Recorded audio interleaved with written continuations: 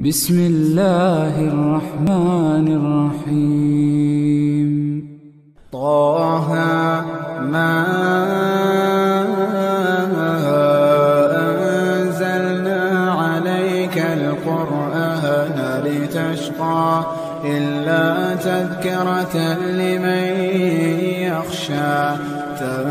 تنزيلا ممن خلق الأرض والسماوات العلى الرحمن على العرش استوى له ما في السماوات وما في الأرض وما بينهما وما تحت الثرى وإن تجهر بالقول فإنه يعلم السر وأخفى الله لا إله إلا هو له الأسماء الحسنى وهل أتاك حديث موسى إذ رأى نارا فقال لأهلهم كثوا إني آنست نارا لعلي آتيكم منها بقبس أو أجد على النار هدى فلما أتاها نودي يا موسى إني أنا ربك فاخلع نعليك إنك بالواد المقدس طوى وأنا اخترتك فاستمع لما يوحى إنني أنا الله لا إله إلا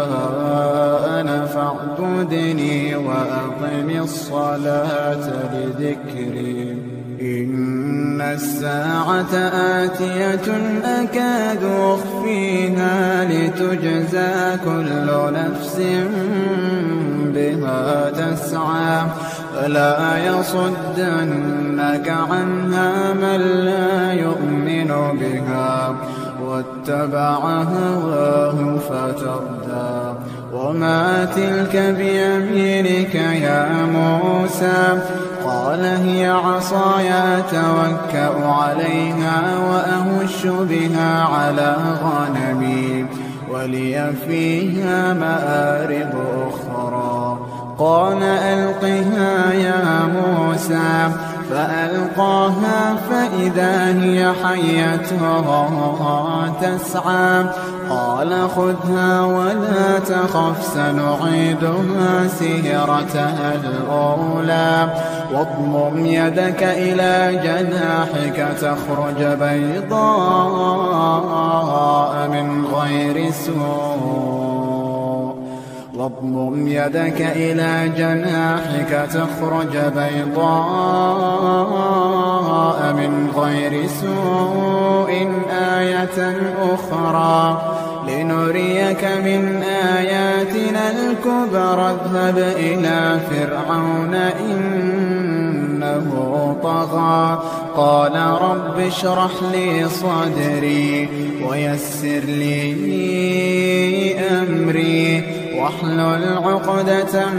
من لساني يفقه قولي واجعل لي وزيرا من أهلي هارون أخي اشدد به أزري وأشركه في أمري كي نسبحك كثيرا ونذكرك كثيرا إنك كنت بنا بصيرا قال قد أوتيت سؤلك يا موسى ولقد مننا عليك مرة أخرى إذ أوحينا إلى أمك ما يوحى أن اقذفيه في التابوت فاقذفيه في اليم فليلقه اليم بالساحل يأخذه عدو لي وعدو له وألقيت عليك محبة مني ولتصنع على عيني إذ تمشي أختك فتقول هل أدلكم على من يكفله فرجعناك إلى أمك كي تقر عينها ولا تحزن وقتلت نفسا فنجيناك من الغم وفتناك فتونا فلبثت سنين في أهل مدين ثم جئت على قدري يا موسى واصطنعتك لنفسي اذهب أنت وأخوك بآياتي ولا تنيها فيه ذكري اذهبا إلى فرعون إنه طغى فقولا له قولا لينا لعله يتذكر أو يخشى قالا ربنا إننا نخاف أن يفرط علينا أو أن يطغى قال لا تخافا إنني معكما أسمع وأرى فأتياه فقولا إنا رسولا ربك فأرسل معنا بني إسرائيل ولا تعذبهم قد جئناك بآية من ربك والسلام على من اتبع الهدى إنا قد أوحي إلينا أن العذاب على من كذب وتولى قال فمن ربكما يا موسى قال ربنا الذي أعطى كل شيء خلقه ثم هدى قال فما بال القرون الأولى قال علمها عند ربي في كتاب لا يضل ربي ولا ينسى الذي جعل لكم الأرض مهدا وسلك لكم فيها سبلا وأنزل من السماء ماء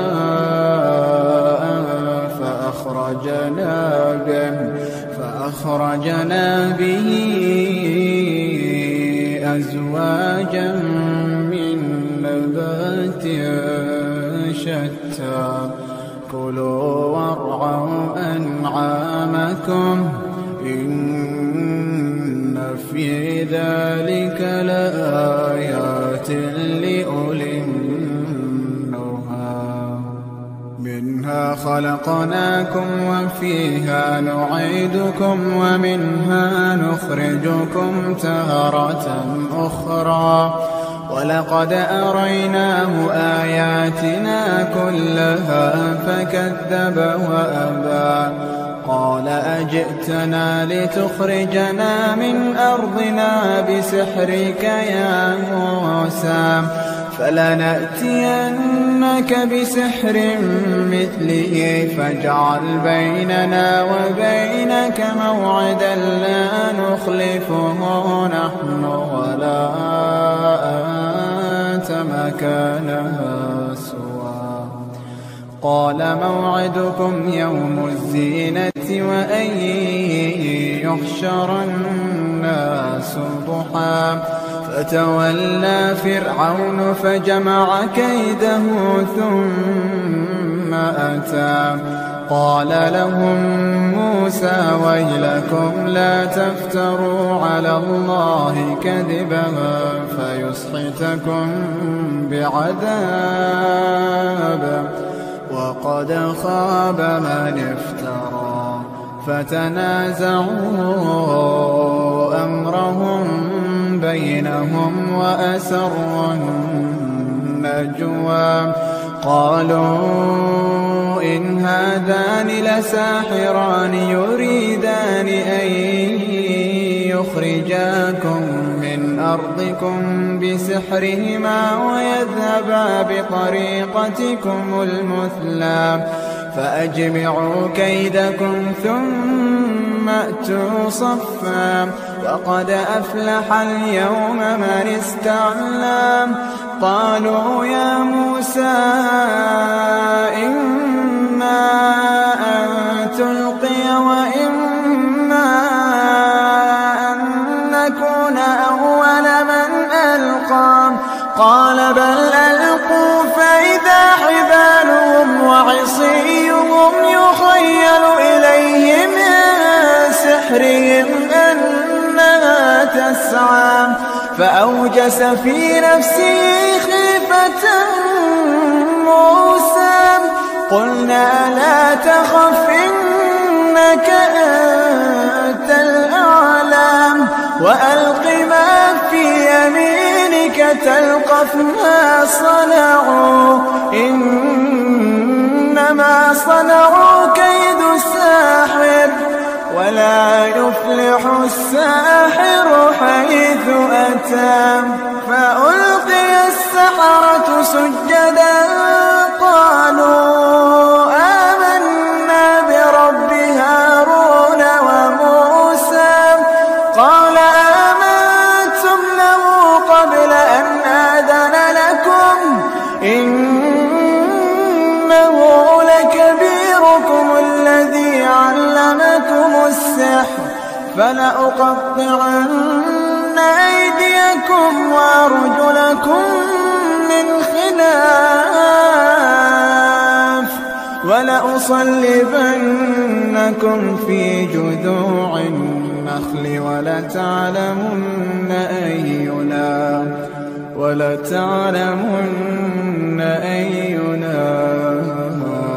أشد عذابا وأبقى قالوا لن نؤثرك على ما جاءنا من البينات والذي فطرنا فاقض ما أنت قاض إنما تقضي هذه الحياة الدنيا إنا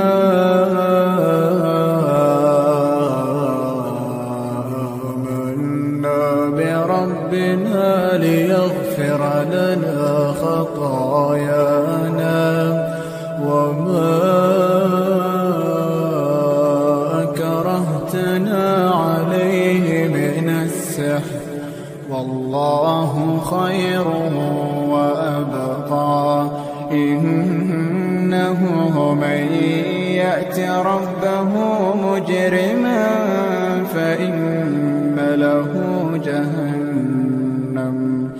فإن له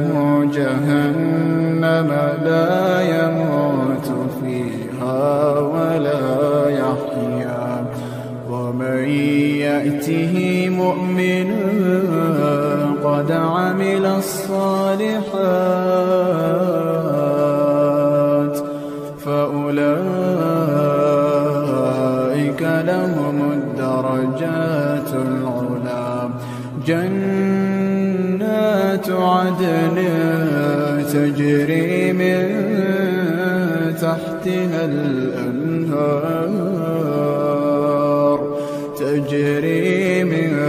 تحتها الأنهار خالدين فيها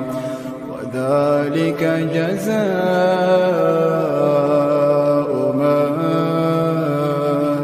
تزكى ولقد أوحينا إلى موسى أن أسر بعبادي فاضرب لهم طريقا في البحر يبسا لا تخاف دركا ولا تخشى فأتبعهم فرعون بجنوده فغشيهم من اليم ما غشيهم وأضل فرعون قومه وما هدى يا بني إسرائيل قد أنجيناكم من عدوكم وواعدناكم جانب الطور الأيمن ونزلنا عليكم المن والسلوى كلوا من طيبات ما رزقناكم ولا تطغوا فيه فيحل عليكم غضبي ومن يحلل عليه غضبي فقد هوى وإني لغفار لمن تاب وآمن وعمل صالحا ثم اهتدى وما أعجلك عن قومك يا موسى قال هم أولئك على أثري وعجلت إليك رب لترضى قال فإنا قد فتنا قومك من بعدك وأضلهم السامري فرجع موسى إلى قومه غضبان أسفا قال يا قوم ألم يعدكم ربكم وعدا حسنا أفطال عليكم العهد أم أردتم أن يحل عليكم غضب من ربكم فأخلفتم موعدي قالوا ما أخلفنا موعدك بملكنا ولكننا حملنا أوزارا من زينة القوم فقذفناها فكذلك ألقى السامري فأخرج لهم عجلا جسدا له خوارا فقالوا هذا إلهكم وإله موسى فنسي أفلا يرون ألا يرجع إليهم قولا ولا يملك لهم ضرا ولا نفعا ولقد قال لهم هارون من قبل يا قوم إنما فتنتم به وإن ربكم الرحمن فاتبعوني وأطيعوا أمري قالوا لن نبرح عليه عاكفين حتى يرجع إلينا موسى قال يا هارون ما منعك إذ رأيتهم ضلوا ألا تتبعني أفعصيت أمري قال يا ابن أم لا تأخذ بلحيتي ولا برأسي إني خشيت أن تقول فرقت بين بني إسرائيل ولم ترقب قولي قال فما خطبك يا سامري قال بصرت بما لم يبصروا به فقبضت قبضة من أثر الرسول فنبذتها وكذلك سولت لي نفسي قال فاذهب فإن لك في الحياة أن تقول لا مساس وإن لك موعدا لن تخلفه وانظر إلى إلهك الذي ظلت عليه عاكفا لنحرقنه ثم لنسفنه في اليم نسفا إنما إلهكم الله الذي لا إله إلا هو وسع كل شيء علما كذلك نقص عليك من أنباء ما قد سبق وقد آتيناك من لدنا ذكرا من أعرض عنه فإنه يحمل يوم القيامة وزرا خالدين فيه وساء لهم يوم القيامة حملا يوم ينفخ في الصور ونحشر المجرمين يومئذ زرقا يتخافتون بينهم إن لبثتم إلا عشرا نحن أعلم بما يقولون إذ يقول أمثلهم طريقة إن لبثتم إلا يوما ويسألونك عن الجبال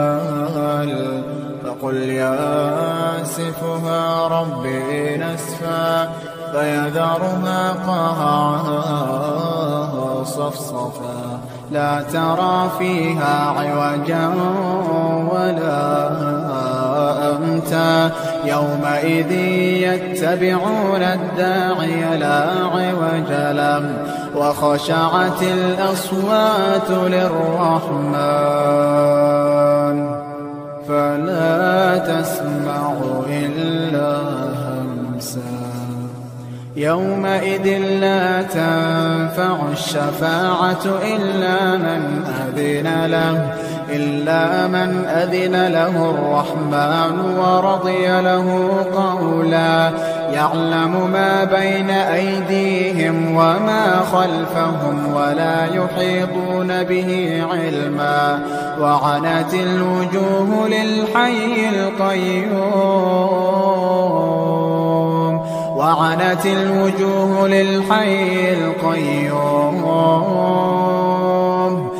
وقد خاب من حمل ظلما ومن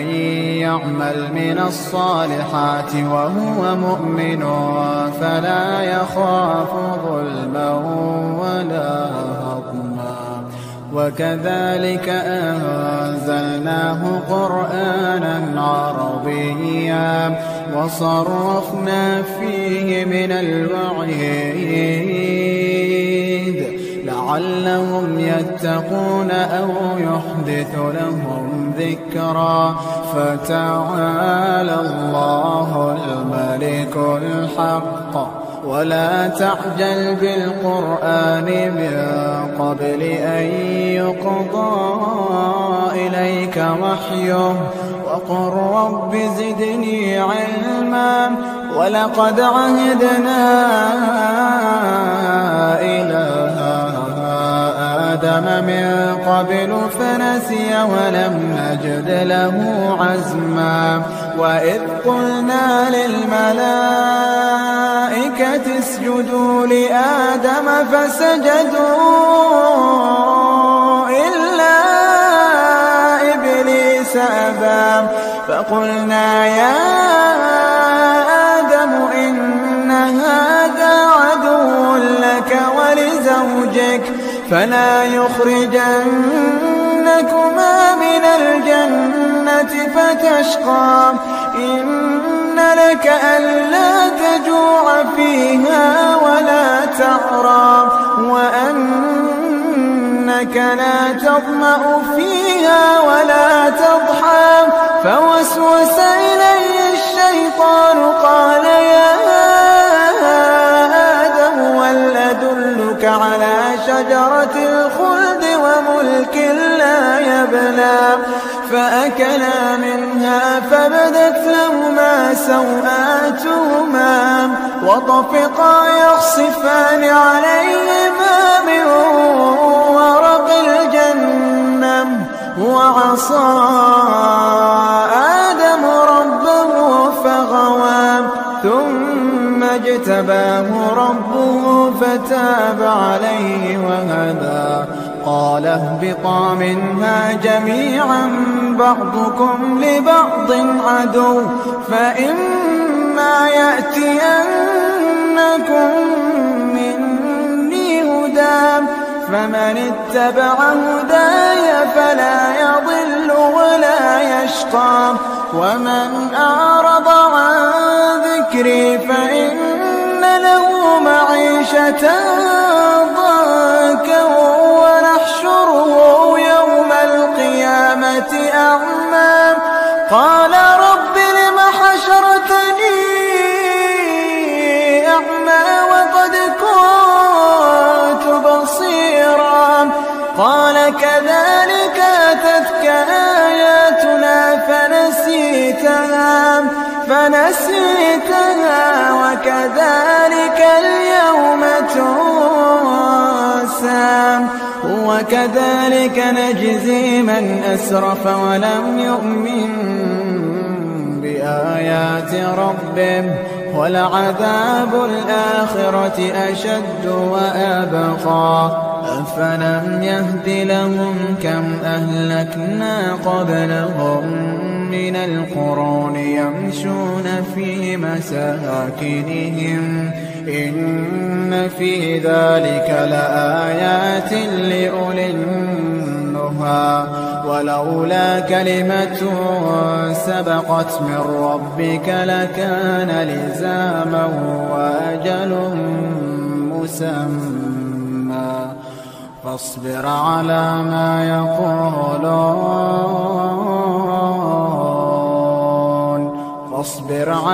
ما يقولون وسبح بحمد ربك قبل طلوع الشمس وقبل غروبها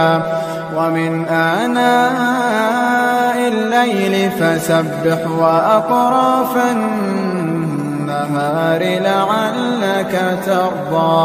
ولا تمدن عينيك إلى ما متعنا به أزواجا